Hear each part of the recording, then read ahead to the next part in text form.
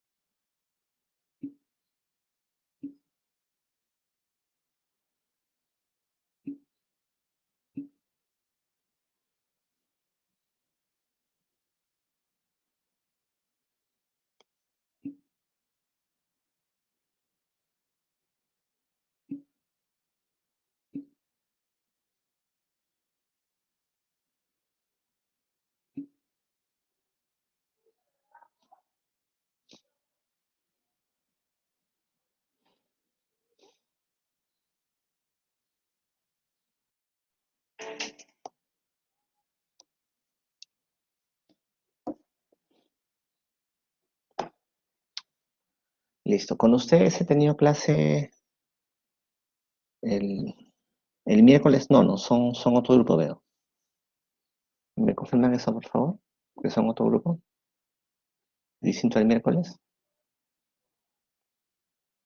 Sí, doctor, somos otro grupo diferente. Ya, perfecto. Vamos a conversar un poco entonces. Déjame ver.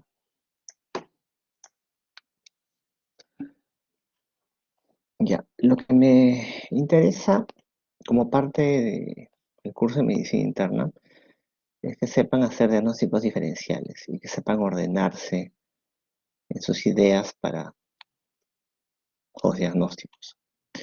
Cuando tú eh, evalúas o haces una historia clínica, al final de la historia clínica, ¿cuál es la conclusión? A ver, me dice, un momento.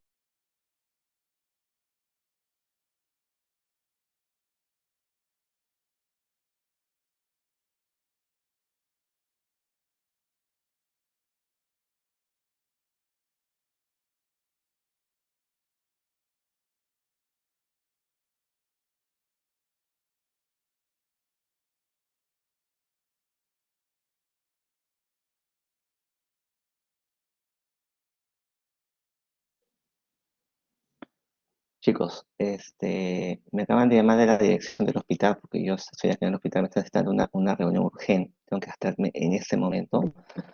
Ya, me esperan 20 minutos, por favor. Estoy regresando en un ratito, por favor. Ahorita regreso. Ahorita regreso.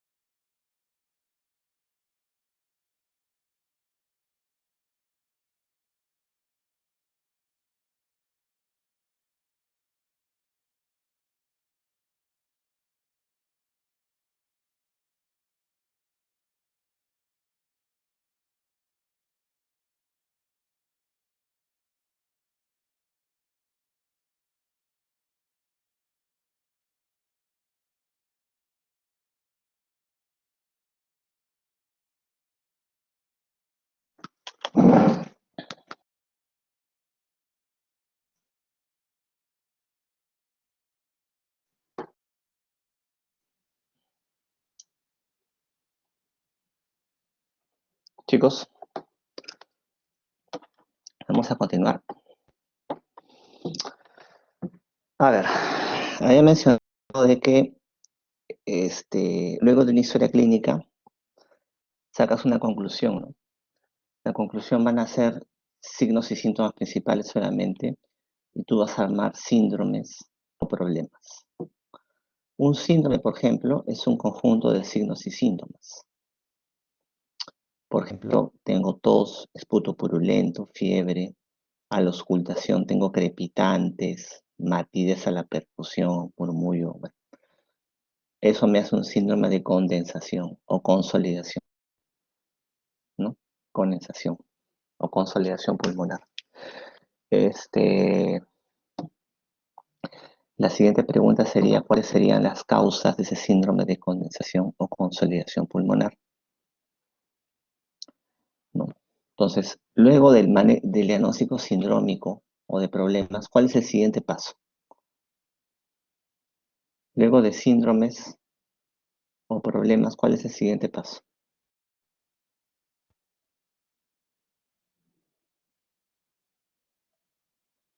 Una vez que estoy planteando síndromes o problemas, ¿cuál es el siguiente paso? ¿Qué es lo siguiente que viene? Diagnósticos presuntivos, ¿no?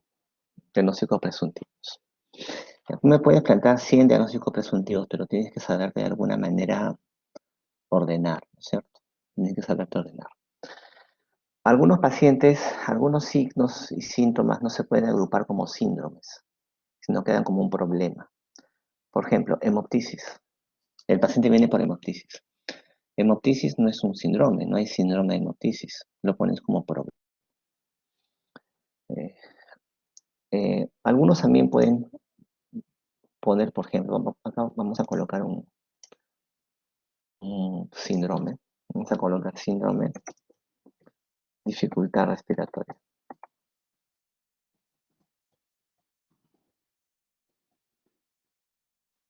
Respiratoria. Ya, este es el problema o síndrome. Pueden ponerlo como síndrome o pueden ponerlo simplemente como problema, dificultad respiratoria. Ese es su problema del paciente. Ya. Si me dan causas de dificultad respiratoria o disnea, me dan a 1000 causas, pero tienen que ordenarse. ¿De qué manera podrían agrupar ustedes las causas de dificultad respiratoria?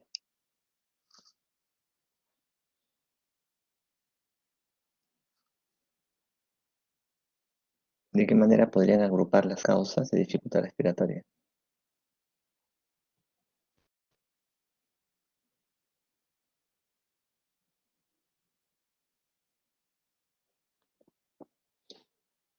Tengo disnea aguda crónica, ya, es una forma. Pero si yo quiero ayudarme para saber el origen o la causa infecciosa, es una posibilidad, ¿no? Una manera es causa infecciosa, causa neoplásica, puede ser. Otra, una forma, por ejemplo, que a mí se me ocurre, es que acá yo ponga algunas etiologías, vamos a poner acá, por ejemplo, causas pulmonares,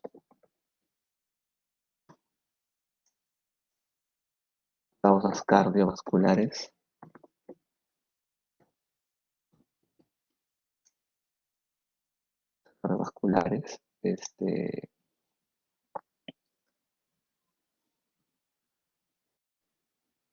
¿qué más? Perfusión,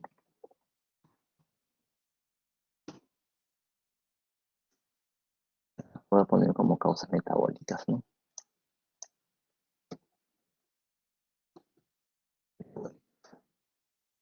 O puedo agruparlas así, por ejemplo, ¿qué patologías pulmonares me pueden dar disnea? ¿Qué se les ocurre? Con dificultad respiratoria.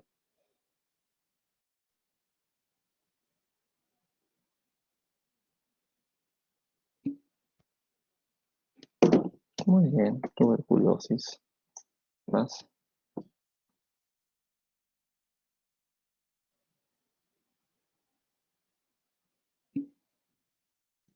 neumonía. También podemos poner lo que es asma, lo que es EPOC, por ejemplo, ¿no? Por ejemplo. Incluso dentro Los pulmonares ustedes pueden hacer una subdivisión, ¿no?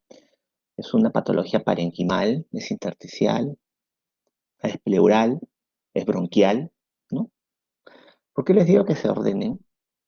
Porque eso les ayuda en el diagnóstico. O sea, ya mi paciente viene con disnea. Primero pienso en causas pulmonares, ya, pero causas pulmonares puedo decir, ya, primero pienso en las causas parenquimales. ¿Qué parenquimal tengo que descartar? Luego intersticiales, luego bronquiales, luego de esa forma. Si son causas cardiovasculares, ¿qué causas cardiovasculares me pueden dar dificultad respiratoria? Es una clínica que suele falla cardíaca, facilito, ¿no? ¿Qué más?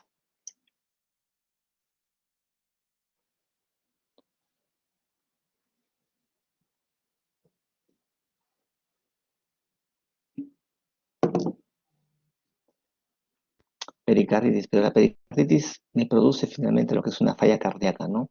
Una falla cardíaca, recuerda, es un síndrome. Una falla cardíaca es un conjunto de signos y síntomas, finalmente, ¿no? Tengan en cuenta eso. Es un síndrome, finalmente. Una patología que van a ver, dicen cardiólogos, bueno, ya deberían verla, es al final es hipertensión pulmonar.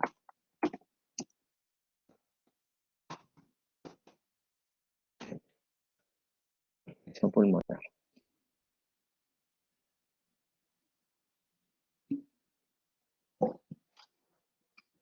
Hipertensión pulmonar. Claro, pero miocardiopatía, taponamiento, valvulopatías, pericarditis producen insuficiencia cardíaca, ¿no? Producen falla cardíaca. Eso queda claro. Un problema en la perfusión periférica, me refiero que son una anemia severa, por ejemplo, les puede dar disnea, y alguna causa metabólica que me pueda dar dificultad respiratoria.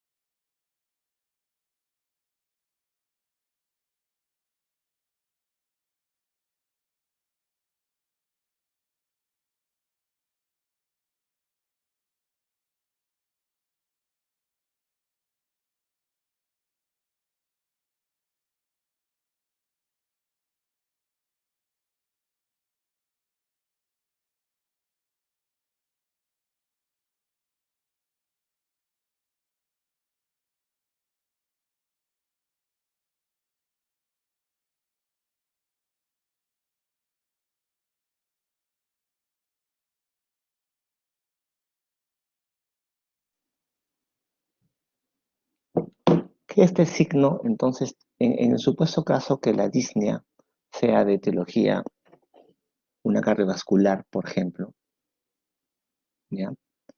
Y solamente el paciente viene por disnea, por eso que el paciente viene por el signo o síntoma que más le molesta, y le molesta la disnea. Quizá tenga otros signos y síntomas, pero que no,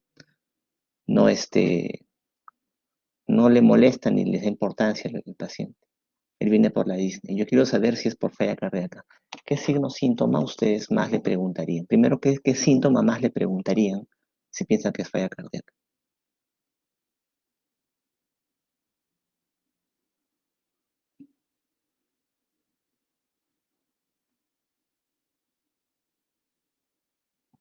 Palpitaciones, ya. ¿Qué más? Disnea paroxística nocturna, ¿no? ¿Algo más? Esos síntomas, palpitaciones, disnea paroxística nocturna, ¿algo más? ¿Qué otro síntoma ustedes le preguntarían al paciente?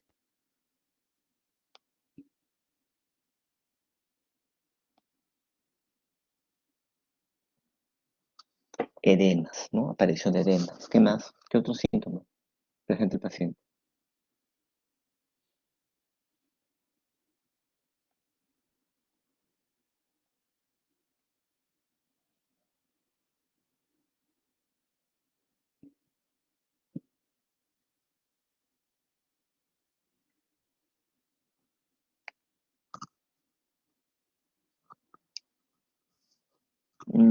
Dolor trasernal como síntoma descriptivo de falla cardíaca, no tanto, ¿no?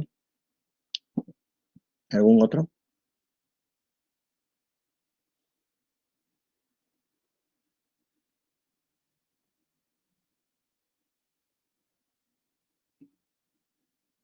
Disnea de esfuerzo. Bueno, viene por disnea, ¿no? Ortopnea, por ejemplo, ¿no? Ya, ¿qué signos le buscarían?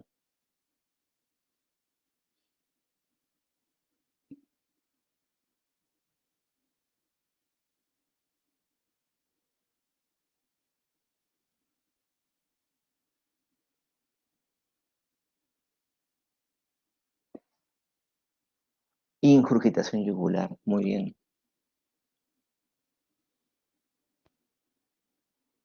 ¿Qué más? Choque de punta desplazado, muy bien.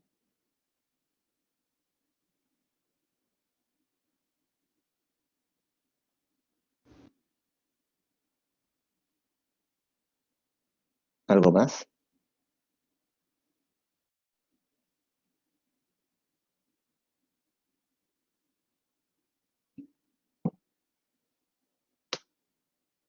Tercer ruido.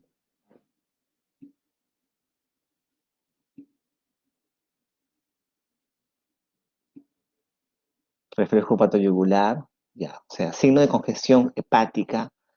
A la auscultación pulmonar, por ejemplo, ¿qué podrá encontrar en falla cardíaca?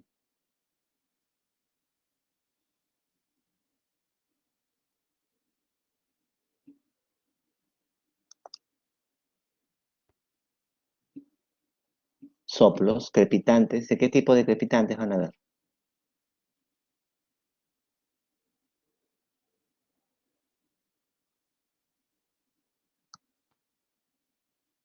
¿En dónde van a estar localizados los crepitantes?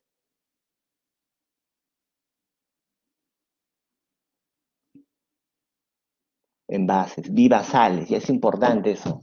Tú ocultas crepitantes bibasales en ambas bases, o es congestión pulmonar, puede ser por sobrecarga hídrica o por un pulmón urémico, o es falla cardíaca, ¿no? Lo más común, o si los crepitantes son gruesos, son secos, ¿en qué van a pensar? Crepitantes gruesos o secos, ¿qué es lo que piensan?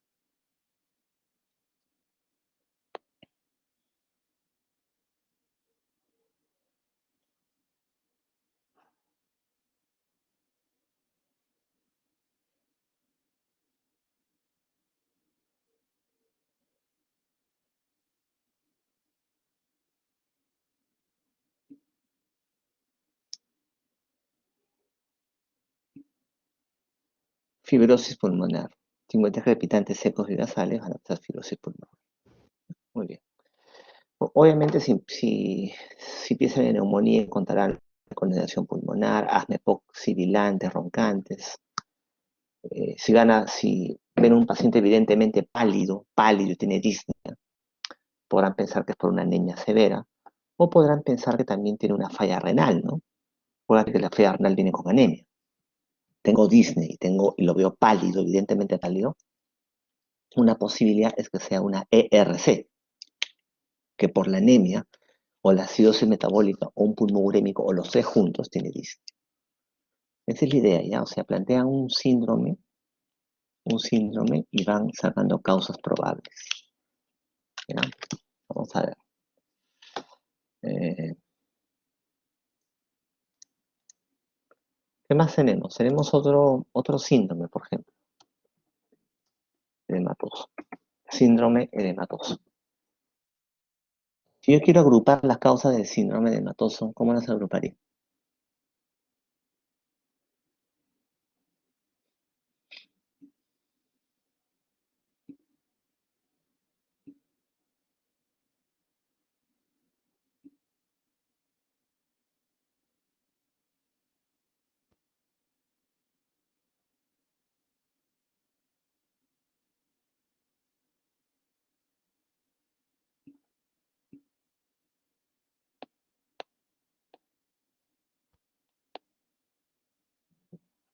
Cardíaco, hepático, renal. Pero solamente hay cardíaco, bueno, por poner los más frecuentes, ¿no?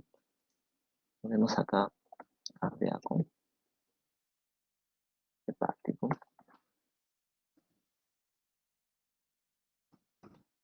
renal, también puede ser vascular, ¿no? Vascular, y acá vamos a poner el último,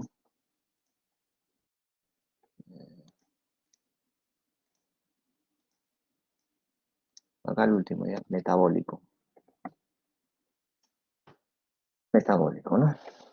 Cardíaco, hepático, renal, vascular, metabólico. Muy bien.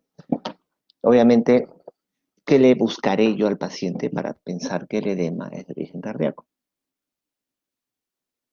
Y le voy a buscar todo lo que hemos mencionado, ¿no? O sea, crepitantes bilaterales, ingurgitación yugular, hepatomegalia, tercer ruido, palpitaciones, en los síntomas, soplos, etcétera, ¿no?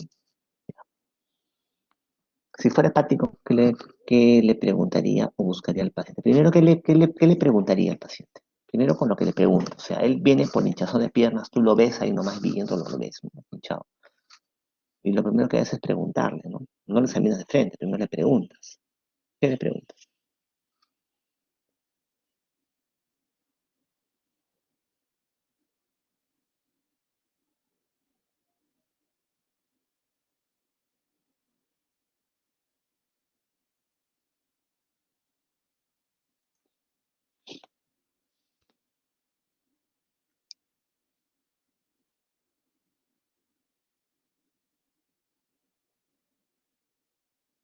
¿Qué le preguntas al paciente?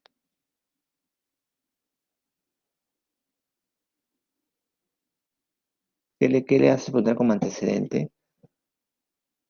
¿Visto varices? No, o sea, si hablo de un cuadro edematoso por un problema hepático, hablo de una cirrosis hepática. Antecedente de alcoholismo, muy bien. ¿Qué más?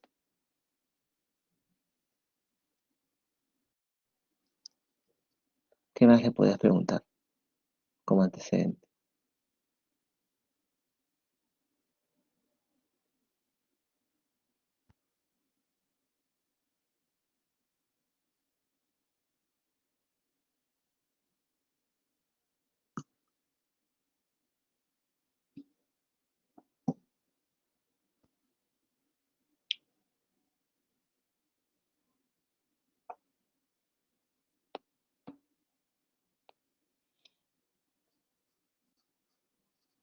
Antecedente de hepatitis B o C. B o C. La A no tiene nada que ver, ¿ah? Ya, los fármacos hepatotóxicos, como por ejemplo el paracetamol, me dan una hepatitis aguda, o sea, ni siquiera, cuando haces un cuadro agudo de hepatitis, sobre todo haces un cuadro de encefalopatía y trastorno de coagulación y ictericia, ¿no? pero que hayan edema, varices, ascitis, no van a ver eso. Básicamente, como antecedentes, que haya tenido hepatitis B o C, que haya ingerido alcohol. También es importante los antecedentes de enfermedades metabólicas, como diabetes, por ejemplo. ¿Por qué sería importante en el contexto de pensar que sea una cirrosis hepática ver una diabetes?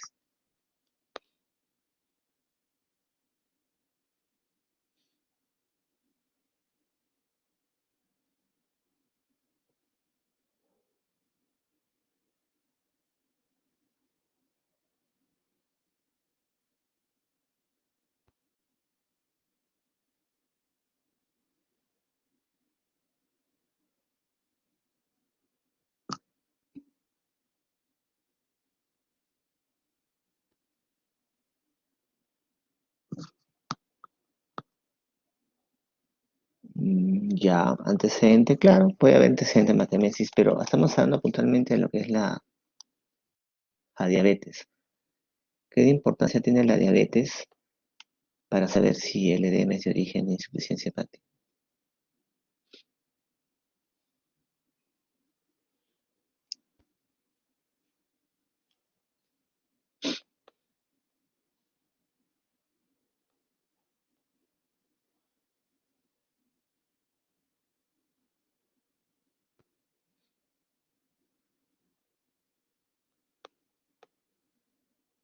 ¿Diabetes, insuficiencia hepática?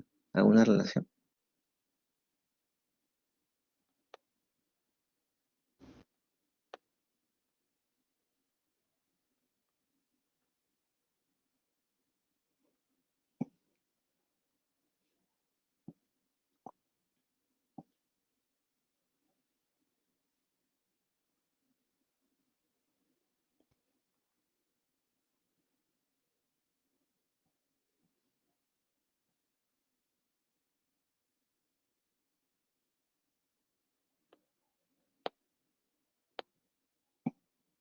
Acuérdate que el paciente diabético obeso suele hacer lo que es una esteatosis hepática, ¿no? Una hepatitis no alcohólica que también es causa de cirrosis hepática. Muy bien, ahora, ya le han preguntado, ¿no? Insuficiencia hepática genera hipoglicemia más bien. Recuerda que el hígado almacena glucógeno, ¿no? Y mantiene la glucosa basal. Genera hipoglicemia en la falla hepática.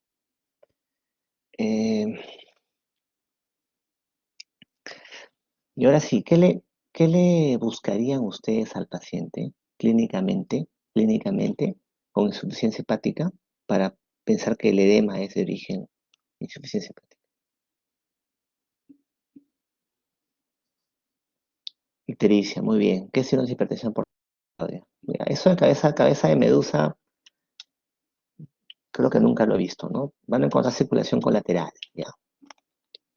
Circulación colateral, no, pues, ¿qué buscan clínicamente, no en laboratorio?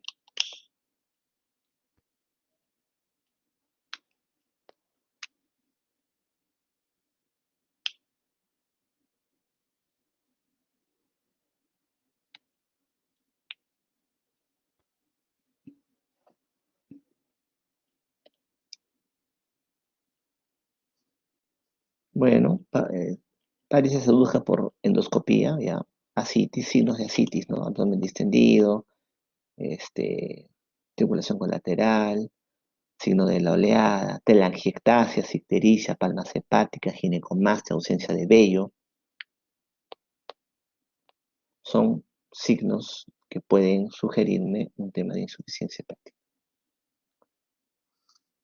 Ya. ¿Qué le buscaría a un paciente para pensar que el edema es de origen renal? ¿Qué le buscarían a un paciente para pensar, saber que el edema es de origen renal?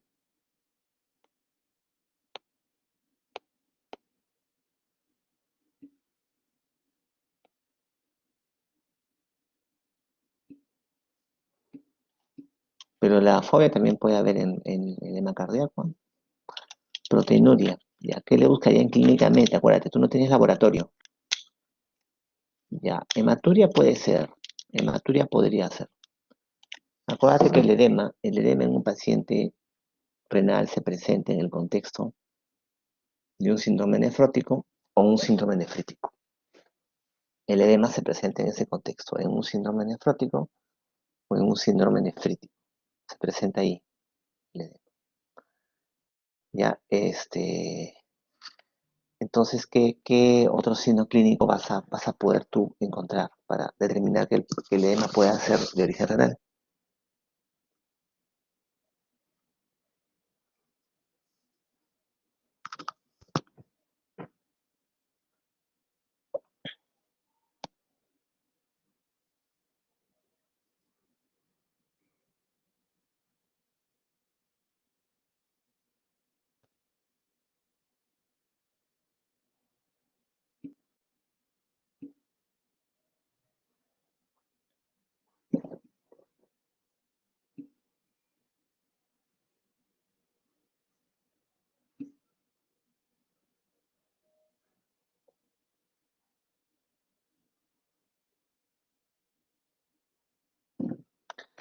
Ya que inicia en la cara, un síndrome nefrítico, por ejemplo, como va un edema facial, edema paterna, la parte de los inferiores. Palidez en un nefrítico no va a haber tanto, ¿no? Porque es un cuadro agudo. Hematuria, como bien ha dicho Irene, también hipertensión arterial, ¿no? Es lo que voy a buscar. Si es un paciente con síndrome nefrótico, también va a haber un edema muy blando, ¿no? En mantequilla, que dicen, ¿no? Blando, olor, ¿no? Orinas espumosas, claro. Y obviamente si es un nefrótico ya de larga evolución, vas a encontrar palidez terrosa, por ejemplo, en el paciente, ¿no? La llama escarcha urémica, que nunca la he visto, pero la describen. Esa es la idea, o sea, tienes un problema por el que viene tu paciente, pero tu siguiente pregunta tiene que ser cuál es la causa de ese problema, cuál es la causa de los edemas, la causa de ese problema, ¿ya? ¿Cuál es la causa del problema? ¿Es cardíaco, es hepático, es renal? ¿No? Tú tienes que enfocarte y distribuir tus etiologías. El paciente viene con edemas, ¿ya? ¿Cuál es la causa? Se me ocurre que el edema puede ser por falla cardíaca. Yo le voy a preguntar, dice paroxística nocturna, le voy a preguntar por ortopnea, palpitaciones, ¿no? No contento con eso, lo voy a examinar y voy a buscar crepitantes, choque de punta, hepatomegalia, fibrilación yugular, etcétera, ¿no? Suficiencia hepática. El edema será hepático, entonces yo busco signos que justifiquen mi planteamiento. Por lo que me contó el paciente, me pareció insuficiencia hepática. Lo que yo voy a hacer es buscarle signos que me justifiquen eso. ¿Ya? Telangiectasias, eh, palmas hepáticas, ginecomastia, citis, ¿no? Cuando hablamos de edema de causa vascular, me refiero, por ejemplo, a varices en miembros inferiores, ¿no? Pacientes que tienen insuficiencia venosa pueden tener edemas. A veces vienen con edemas de miembros inferiores. Preguntas por examen, por anamnesis, un examen físico, descarta que no sea cardíaco, hepático o renal, que me queda que sea vascular, ¿no?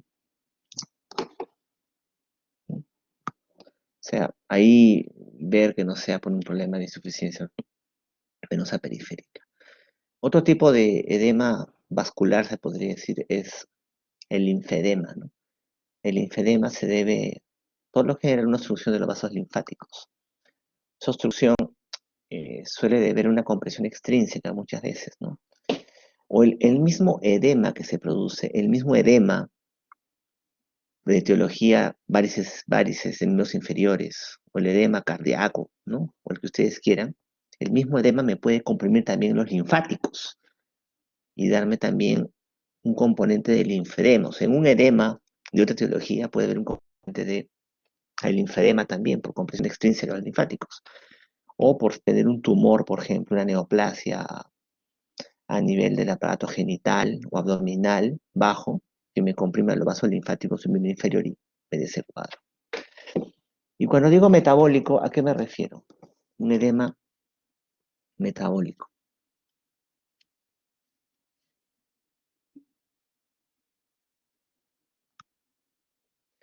Ya hipohipertiroidismo, ¿no? ¿Qué cosas hacen esos pacientes?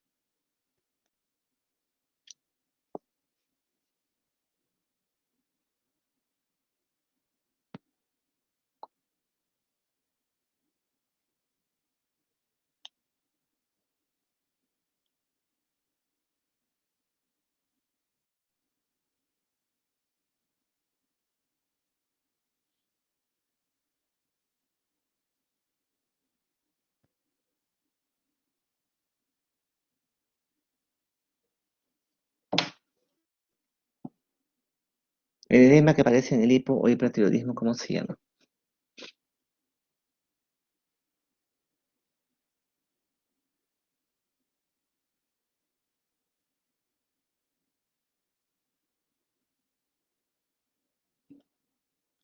Mixedema, mixedema, ¿no? Mixedema pretibial, ¿no? Es un edema un poco duro, pretibial, ¿no?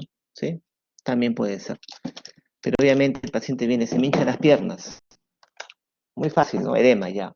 Ahora, falla cardíaca, renal, o tú vas descartando, ¿no? Le preguntas clínica que me justifique una falla cardíaca y le busco signos de no corresponde ya. Insuficiencia hepática, tiene antecedentes de alcoholismo, puede ser ya. Examina, ¿no? Tiene asitis, tiene ectasias, ictericia, renal, ¿no? Va con órdenes espumosas, hipertensión, ¿no? Vascular, no tiene ninguno de los anteriores, pero veo varices en los inferiores, puede ser. Y por último, que también tenga clínica asociada de hipo o hipertiroidismo, ¿no? Que me lo puede justificar. Entonces, así ustedes van a hacer su planteamiento, ¿eh? Van a agarrar cualquier signo síntoma y van a ir planteando.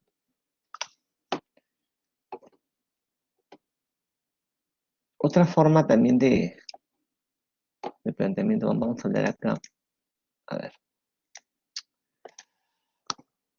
con el pasado también lo de los síndromes pericárdicos, no sé si han hecho ese tema. ¿Cuáles son los síndromes pericárdicos que ustedes conocen?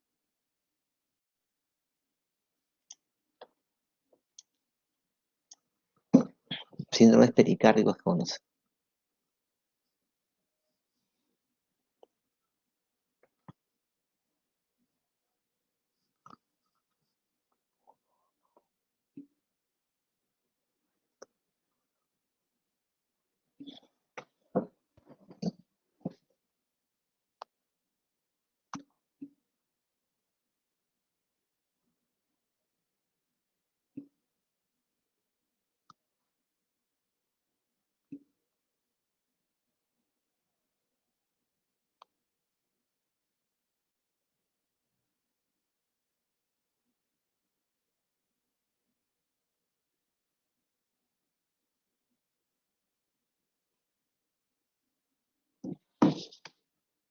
Pericarditis constrictiva aguda ya.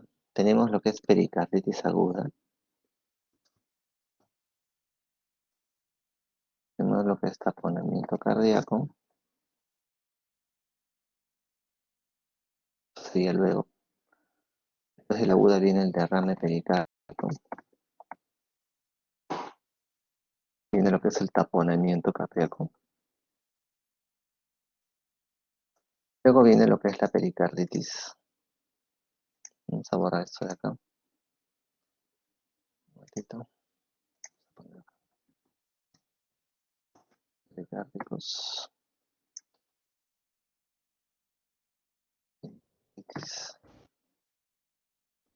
aguda. Derrame pericárdico.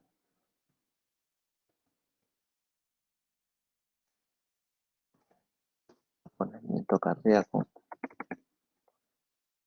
Y lo que es la pericarditis constrictiva. Es un tema ya más evolutivo, digamos, ¿no? ¿Pueden diferenciarlos clínicamente? Sí, ¿no? Solamente con examen clínico los pueden diferenciar. Por ejemplo, ¿cuál es el signo patognomónico, pues, de un cuadro agudo de pericarditis, una pericarditis aguda?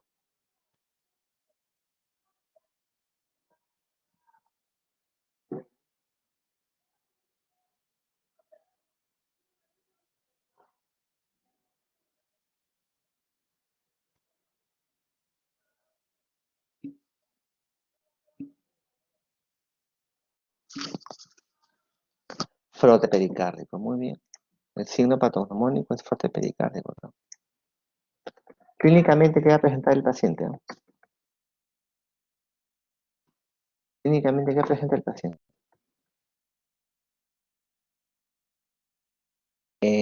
Con signos, con síntomas, perdón. ¿Qué síntomas presenta?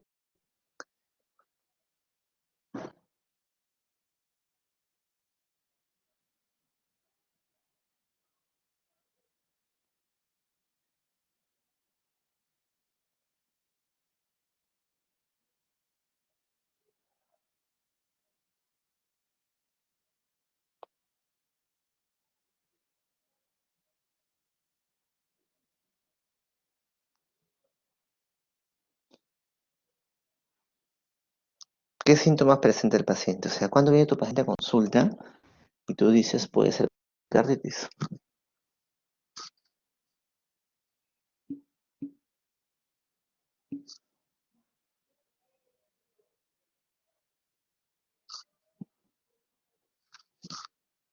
dolor torácico. ¿Y ese dolor torácico en qué momento se presenta?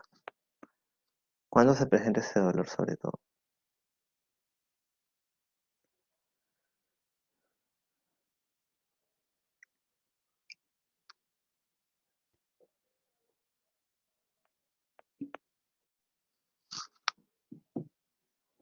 Más bien calma con la posición maometana hacia adelante. Se incrementa con la inspiración. Tú inspiras y duele, tipo hincada. Es el dolor clásico de los problemas de las serosas, ¿no? Tanto pleuritis y pericarditis se incrementa con la inspiración. Y calma con la posición maometana, ¿no? Con el cuerpo hacia adelante. ¿Qué cosa encontrarán, por ejemplo, en derrame pericardio? ¿Qué encontrarán en derrame pericardio?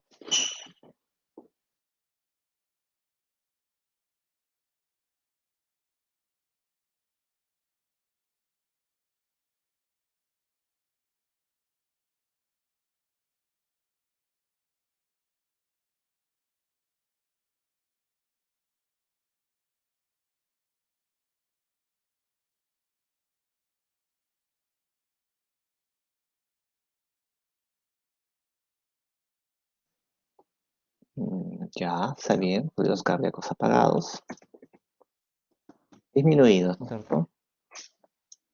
¿Qué más van a encontrar?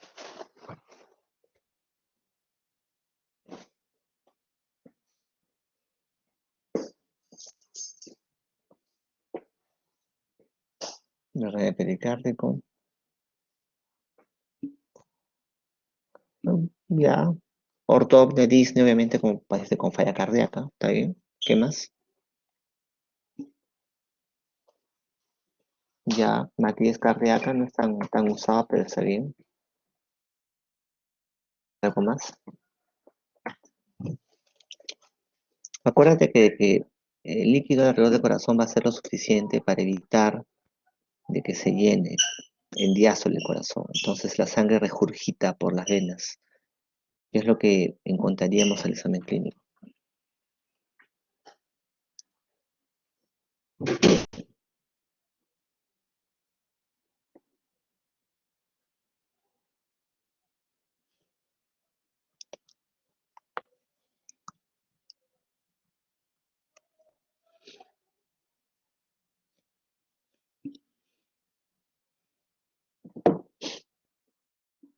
Ingurgitación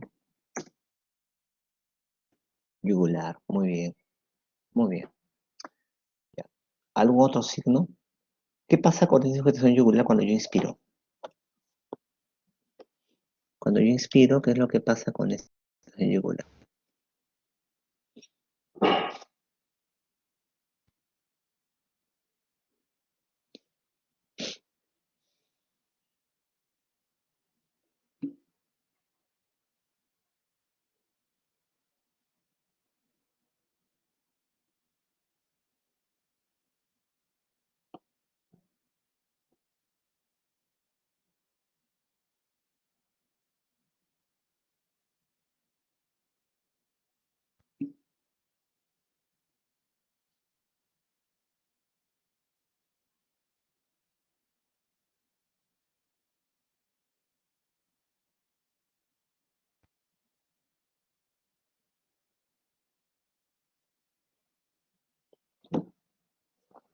Desaparece, o sea, no. ¿Qué pasa con la ingurgitación yugular con la inspiración?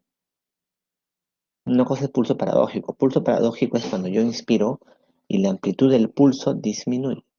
O sea, yo palpo el pulso del paciente o tomo una presión sistólica y en la inspiración disminuye. Ese es el pulso paradójico. ¿Y cuál es el signo de el Kussmaul? Signo de Kussmaul, ¿qué cosa es?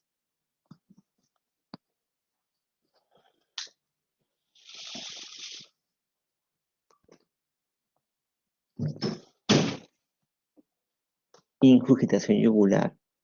que aumenta con la inspiración. O sea, yo aumento, veo el cuello del paciente, yo inspiro, perdón, veo el cuello del paciente y veo cómo la vena se ingurgita mucho más. ¿Ya? Yo inspiro y veo cómo la vena del cuello se ingurgita mucho más, se hincha, para que lo tengan en cuenta. Vamos a poner acá Kussmaul, ¿no? Kussmaul, también haga pulso paradójico. ¿Qué encuentro en el taponamiento cardíaco? ¿Qué voy a encontrar en el taponamiento cardíaco?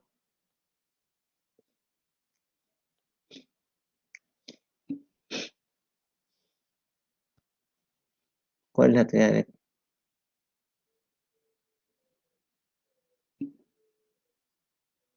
Ya.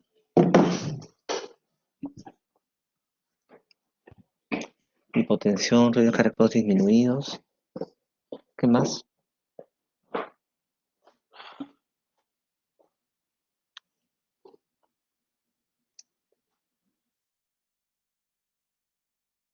De esos signos, ¿cuál es el principal? ¿Cuál es el que me define un taponamiento cardíaco? Tiene que estar presente, bueno, si no, no es taponamiento, ¿no?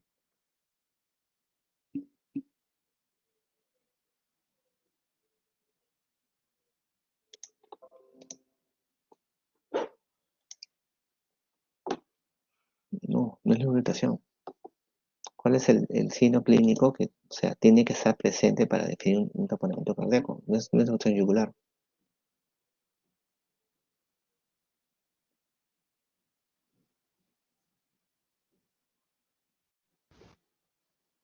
Es la hipotensión, ¿no? Es el shock.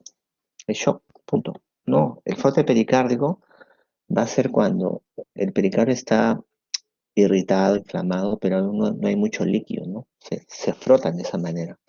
Cuando ya hay mucho líquido, hay taponamiento, hay derrame pericárdico, se separa tanto los pericardios que ya no se frotan, ya no vas a ocultar frote. Frote vas a ocultar en un momento agudo, nada más. Con el taponamiento de derrame es difícil porque está separado por tan líquido. Taponamiento cardíaco tiene que haber shock, ¿ya? Shock, hipotensión, shock. Es el ciclo, ya, triada de ver, más bueno. Taponamiento. Ahora, ¿cuánto de líquido yo necesito para que haya shock? O sea, ¿por qué hay shock? Porque hay cierta cantidad de líquido alrededor del corazón que evita que el corazón se llene en diástole. Entonces, no se expulsa sangre por el ventrículo derecho, no llega al aurículo izquierdo, no se expulsa por el ventrículo izquierdo, va a haber shock en el paciente. Un shock obstructivo, ¿no es cierto? Ya. Entonces, ¿cuánta cantidad tiene que haber de líquido pericárdico para que haya shock en un taponamiento?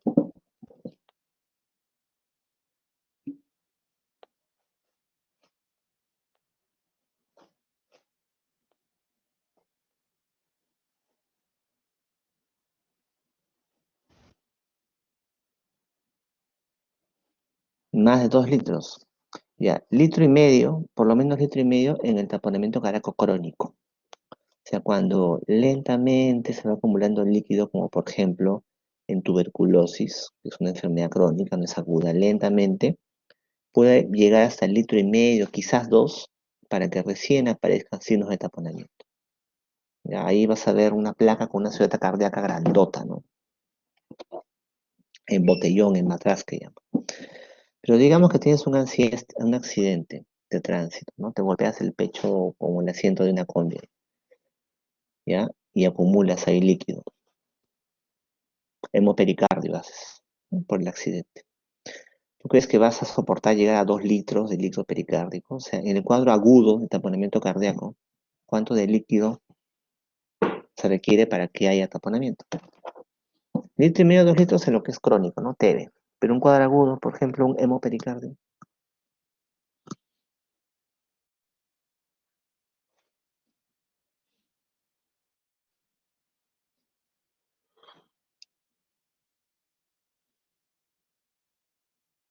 ¿Qué me dice?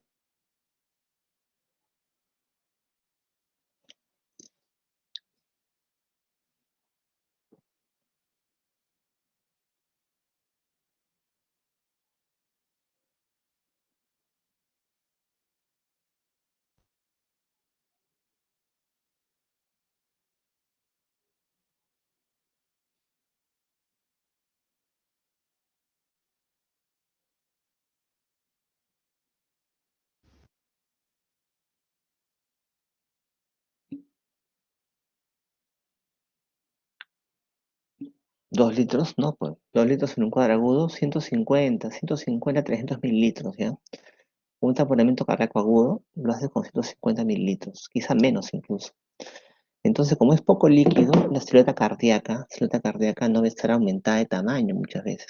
Tomas una placa de tórax y tu silueta cardíaca va a ser casi normal o normal, ¿ya? O sea, no va a haber un gran aumento de la silueta como si ocurre en el taponamiento cardíaco crónico, ¿no? Cuando tienes 1,5 litros, 2 litros, para que tengan en cuenta eso. Ya, ¿y qué vas a encontrar clínicamente en una pericarditis constrictiva? O sea, el diagnóstico aquí es clínico, clínicamente dice si es agudo, derrame, taponamiento o una constrictiva. ¿Qué encuentras en una constrictiva?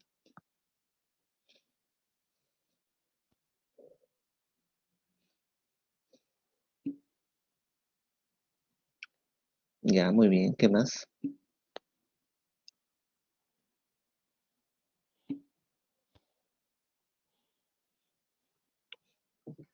Pero este es, puedes encontrar en todas, ¿no?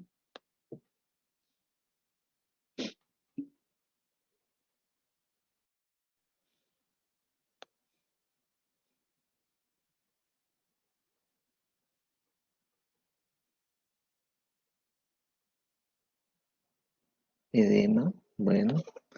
Mira, lo que pasa es que el pericardio se fibrosa y se engruesa. Se fibrosa y se engruesa. Es un cuadro crónico. Se fibrosa y engruesa tanto que no permite que el corazón se distienda por completo, no se llene en diástole.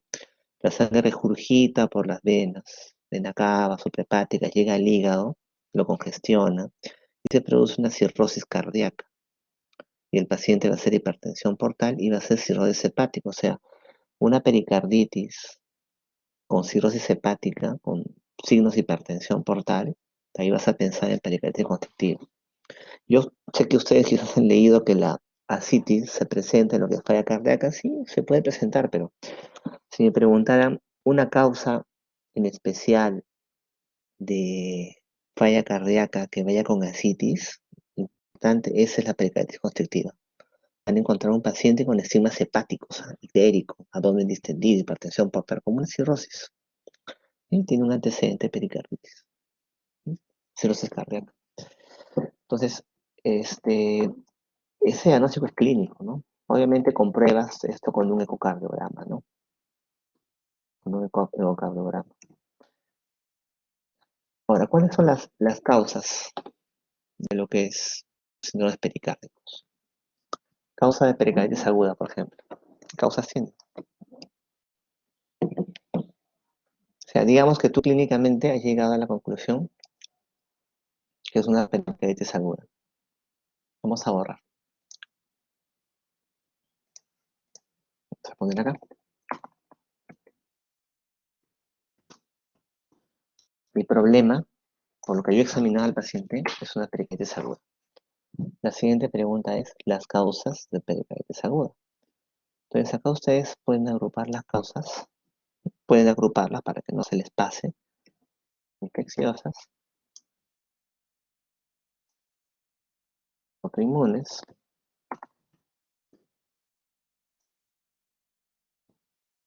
plásicas y quizá también por acá metabólicas. Podría ser así, se me ocurre, ¿no? Para que no se te escape ninguna causa, vas a clasificarlas así. Las causas infecciosas, ¿qué me ponen? ¿Qué consideran acá?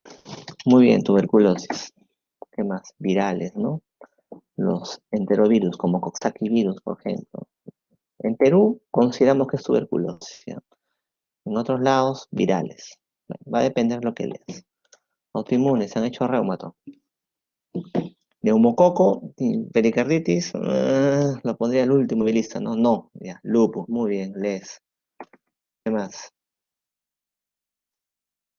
Básicamente dos, ¿ya? Dos, lees y AR, ¿ya? Ahí. Quizás otras también, ¿no? Pero básicamente dos.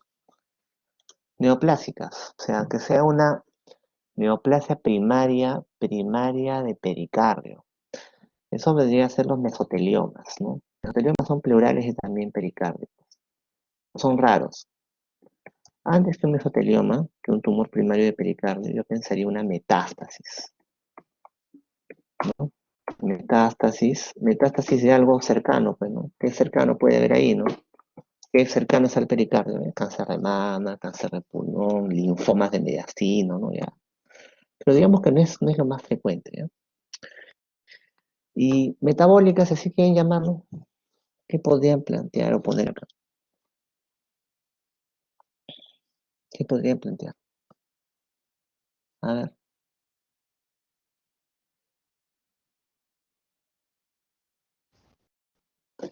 la uremia, ¿no? Una pericarditis urémica, por ejemplo. Entonces, acuérdate que el paciente viene, te busca en emergencia, en consulta, ¿no? Por lo que más le fastidia. Lo que más le fastidia es el dolor torácico cuando inspira, la disnea, tú lo examinas y concluyes que es una pericarditis aguda, porque él viene por lo que más le molesta. Pues la siguiente pregunta es, ¿cuál es la causa de la... Bueno, mixedema también podría ser, aunque es raro, ¿no? ¿Cuál es la causa de esa pericarditis? Y tú planteas lo más frecuente, o sea, no planteas lo raro, primero lo más frecuente, lo divides así. Y tú le vas preguntando o buscando más clínica que me justifique estos diagnósticos. O sea, por ahí le pregunto al paciente, no sé, si ha tenido hemoptisis, con tuberculosis, si ha tenido tuberculosis, si tiene cuadros pseudogripales, ¿no? Los cuadros pseudogripales corresponden más a virus, no cefalea, mialgias, fiebre, ¿no? Bueno, le voy preguntando, le voy buscando datos que me justifiquen un lupus. Por ejemplo, señor, usted cuando va a la playa se pone roja la cara, sí, doctora, fotosensibilidad. Por ahí, señora que viene por pericarditis, desde hace meses me dicen que las manos amanecen rígidas en la mañana, que le duele la rodilla, le duelen los dedos, no sé, a R. Por ahí que tiene baja de peso, ese paciente, por ahí que era fumador pesado, una meta pulmonar, no sé. Por ahí que tú, es cierto, viene por lo torácico, tipo hincada, por la disnea, pero lo ves con palidez media terrosa, ¿no? Por ahí que te refiere a otros signos, puede ser uremia. O sea, él viene por lo que más le molesta, pero tú vas indagando, jalándole al paciente la lengua, por decirlo así, buscando signos o síntomas que me justifiquen lo que yo pienso. Lo primero que tienen que hacer es ordenarse. No es que veo una pericarditis y yo comienzo a disparar, ¿no? Ya, lupus, TB, ya, o sea, primero pienso, ya, ¿es una infección? Y planteo mis dos, tres más frecuentes, ya, ¿es autoinmune? Dos o tres. Neoplásicas igual. Obviamente, por frecuencia, ¿no? Si es un paciente joven, más infeccioso, más autoinmune. Si es más adulto mayor, más adulto, más neoplásico, ¿no? Si es un diabético, por ejemplo, quizás sea urémico, ¿no? Por aquella nefropatía diabética. Va a depender del contexto de cada paciente. Entonces, la idea es esa, ¿no? Que identifiquen un problema y comiencen ustedes a ordenarse sus diagnósticos, ordenense así en grupos de enfermedades y comiencen a repreguntar, a buscar, examinar, para encontrar cosas de que me justifiquen lo que yo estaba planteando. ¿Ya? ¿Alguna pregunta?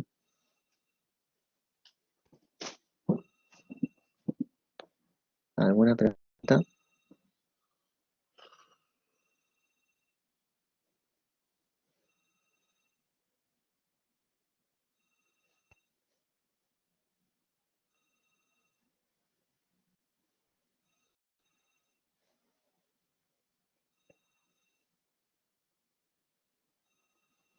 Ya, entonces, y sobre todo me interesa la parte de planteamiento diagnóstico. Es lo que hemos avanzado el día de hoy.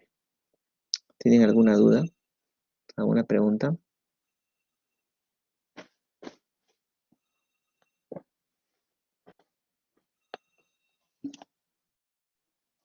Listo. Entonces, chicos, ahí lo estamos dejando. Nos vemos a las 12 en la clase teórica el día de hoy. Nos estamos viendo. Hasta luego.